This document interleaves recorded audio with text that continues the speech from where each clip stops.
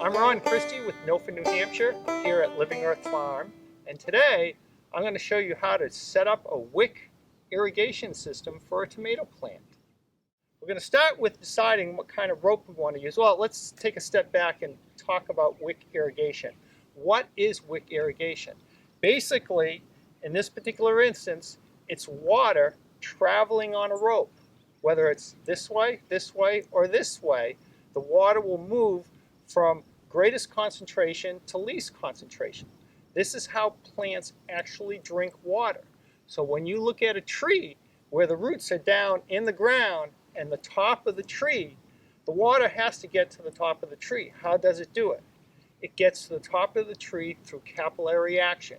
There's more water in the ground than there is in the air at the top of the tree. So what will happen is the water will move up the rope, or in this particular case, up the tree trunk and the branches to the end of the branches where it's eventually released. And that's how water moves in a tree. Well, you can do the same thing with a rope. You can actually have the water move from some kind of container that has water in it and have that water move through the rope into your soil and eventually into your plant material.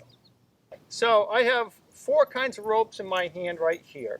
And what we want to do is we want to select the appropriate rope to do a wick irrigation system. All right. We don't want to use a cotton rope because cotton will not wick as well as nylon. And number 2, cotton will rot in the soil. And so if you were to use a cotton rope in your wick irrigation system 3 months from now, that cotton rope would have rotted away and you would no longer have a wick irrigation system. So now we have to choose the appropriate nylon rope.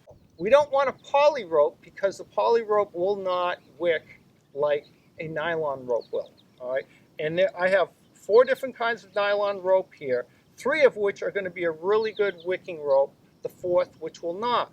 As you can see, this rope right here is sticking out while these 3 ropes are drooping. All right, this one's actually very stiff. My guess is in the manufacturing process, they used a heat treatment on the nylon to keep it together. All right, so this kind of rope will not work for us. So we don't need that. All right, I like these 3 ropes right over here because you'll notice that they're very, very limpy. Okay, they're very soft to the touch. All right, and they feel almost like you would want to sleep on them. They're so soft. That's the kind of rope you want to find. And again, it has to be a nylon rope. I have 1 rope here that's a braided nylon rope, and the other 2 ropes here that are twisted nylon ropes. This one is a 3/8 inch thick rope, and this one is a 1/2 inch thick rope. All right. Obviously, the thicker the rope, the more water will wick. All right. So it all depends on the kind of plant material that I'm going to use for my wick system. So if I'm doing tomatoes, I might want to go with a 1/2 inch thick rope. One of the things that's really interesting about this rope, this braided rope, is that it actually has a center piece in the rope, sort of like a candle wick surrounded by the braid that will also wick a lot of water. So this is a really good rope to use as a wicking rope. So now what we want to do is we want to show you how we use all of this stuff to create our wick irrigation system. All right, so the first thing we have to do is we have to measure the length of the rope. So let me go over here a minute and talk about the containers that we're going to use. All right, this is going to be our water receptacle. It's a black container, as you can see, which means it doesn't allow the sunlight into the container. And that's a really critical thing, because if sunlight were to hit the water, it would eventually cause an algae bloom, and that algae bloom will slow down and eventually stop your wick irrigation system. All right. The other thing I have is a cover that's going to go on top of this. Again, that will also keep the sun from causing an algae bloom in your water source. All right, and then we have our container. All right, and this container is filled with a potting mix. Okay, this is what our tomato is going to go into. All right, so how do we get our wick from here to here?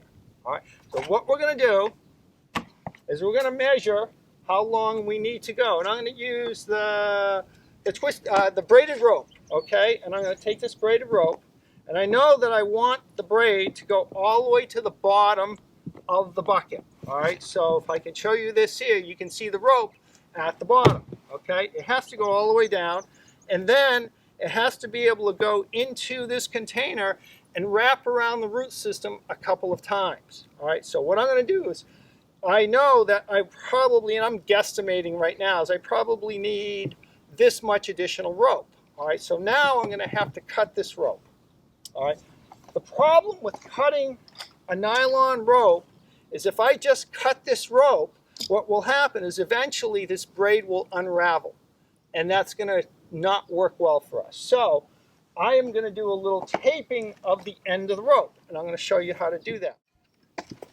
Is I'm going to measure my container again and how many times I might want to tie my rope around the roots. And now what I'm going to do is I'm do my taping job. And what I got here is this is Gorilla Tape. This is 3 inches wide, and I'm going to take a fairly decent sized chunk off, about this much, because our rope is thick. Maybe a little more. And then I'm going to take it and I'm going to set it down just like this. Try to set it down. There it is. Now I'm going to take my rope, put it at one end, and then I'm going to try to wrap this as tightly as I possibly can. And now I'm going to roll the rope. This is not like a roll in the hay. This is just a roll of the rope. Now I have my clippers, and these are actually plastic pipe cutters, irrigation pipe cutters, and they make cutting the rope really, really easy.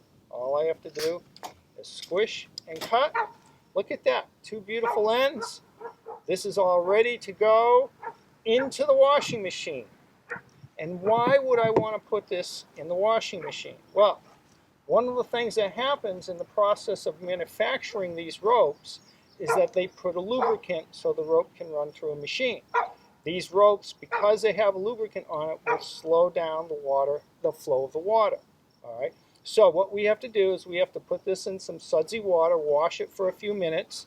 When I'm doing a lot of rope, what I'll often use is simply the washing machine. All right. And then I'll spin dry it in the washing machine. Then we're ready to go.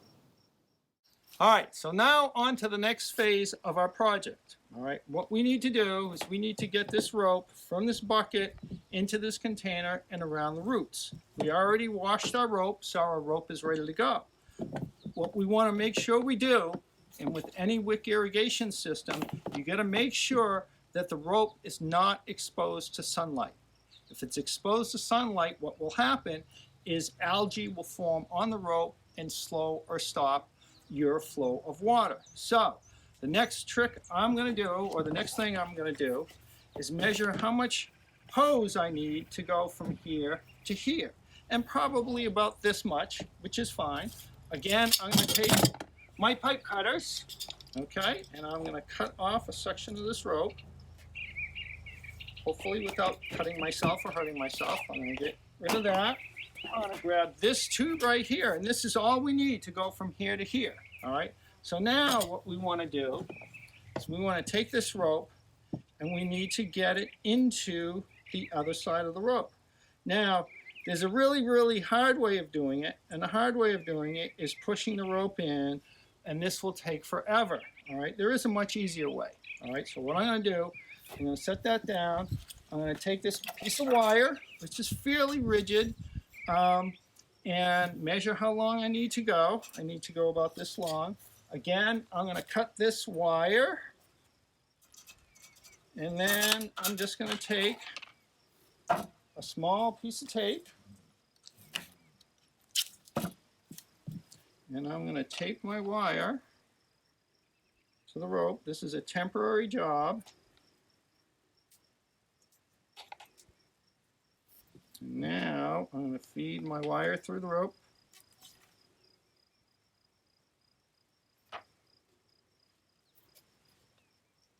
And hopefully I'll be able to pull the rope right through. See, it worked.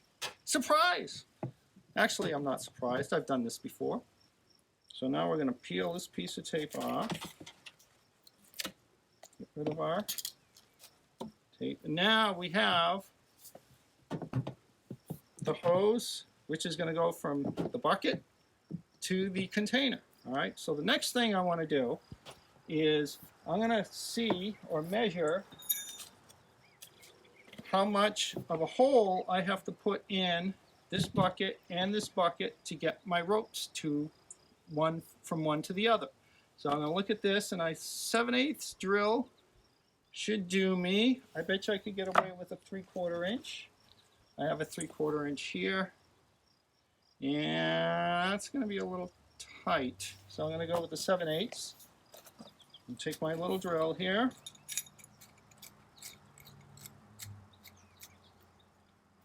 So now what I'm going to do is just going to drill a small hole right here. Whoop.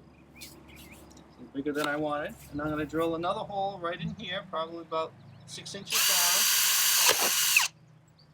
There's a little slower. There. All right, so now I have my holes.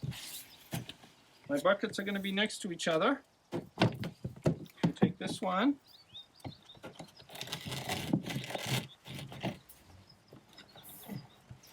Pull it through. Clear out my hole here. Push my rope through.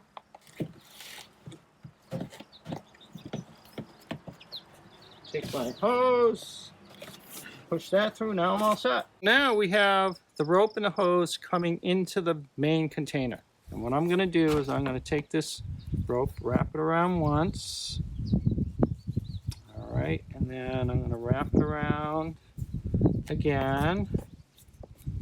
All right, and finally we have this spiral going. And then I can take my plant. I'm going to put my tomato right in here, nice and secure. You'll be amazed at how quickly this tomato plant will find the wet rope and start drinking water out of it. And I'm going to put some more potting mix right around my plant so that the rope is covered with 3 or 4 inches of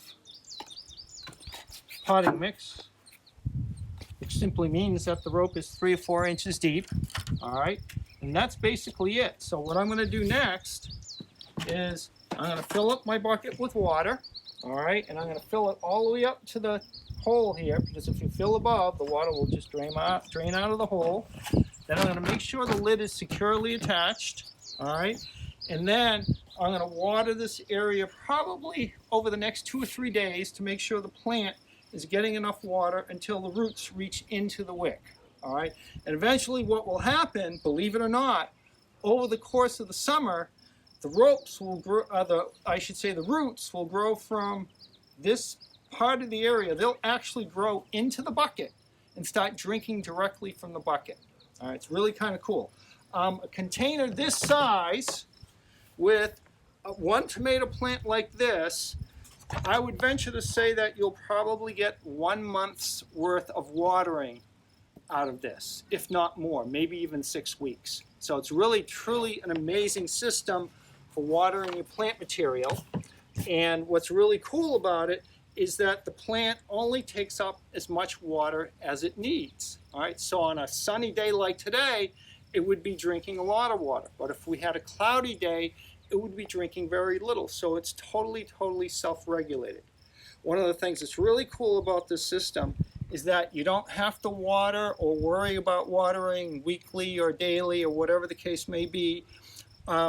Like I said before, the plant is taking exactly how much water it needs, and therefore a lot of issues from the standpoint of blossom and rot go away when you have a system like this.